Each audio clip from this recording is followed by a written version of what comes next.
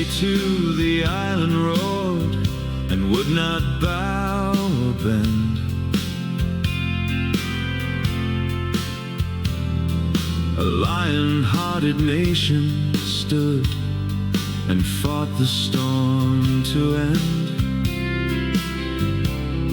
Its iron voice was crowned with praise, then cast aside in shame by smiling hands with sharpened knives that praised, then broke her name. She fell beneath the altar stone, where party banners waved, and from that day a single creed in borrowed colors reigned. They wrapped their chains in velvet words and called the burden gain, promised gold in every palm while fastening the chain.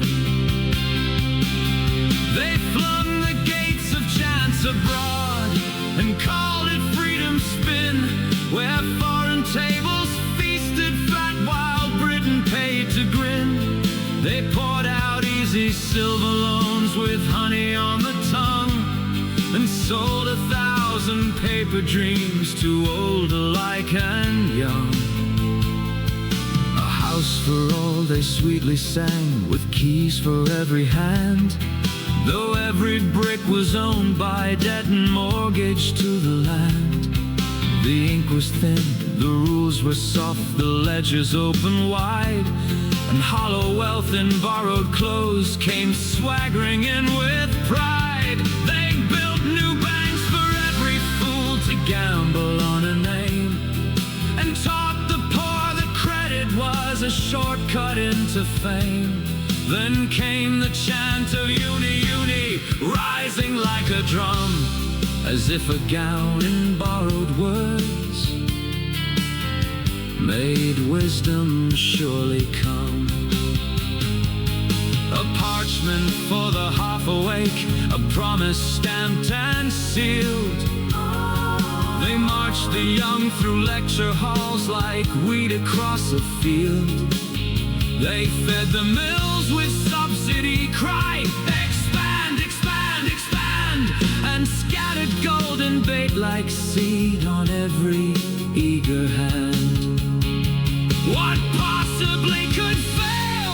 They laughed beneath the painted trap, then sprung the jaws and watched the dream collapse in one loud snap.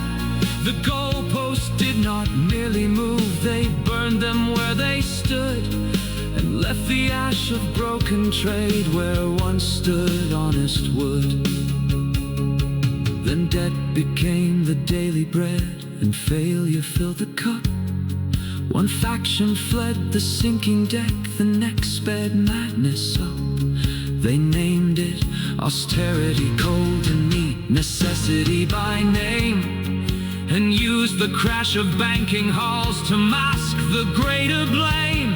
Yet still the screws were tightened more, the noose was pulled in turn, till all could feel the nation choke and all could see it burn. Then came the plague, the shuttered streets, the warnings barked in dread. Obey, comply, do not step out, or suffer fear instead. They pressed the boot on purse and mind and called the bruises care, till common folk began to smell the rot behind the air. They cried for change, but change returned in different mask and tie. The self-same choir in altered coats, still singing lullaby. Now ledgers bleed and morals crack beneath the weight of lies. A sponsored hand still grips the throat while truth grows dim in eyes. Great Britain gasps in strangled dusk with but a kick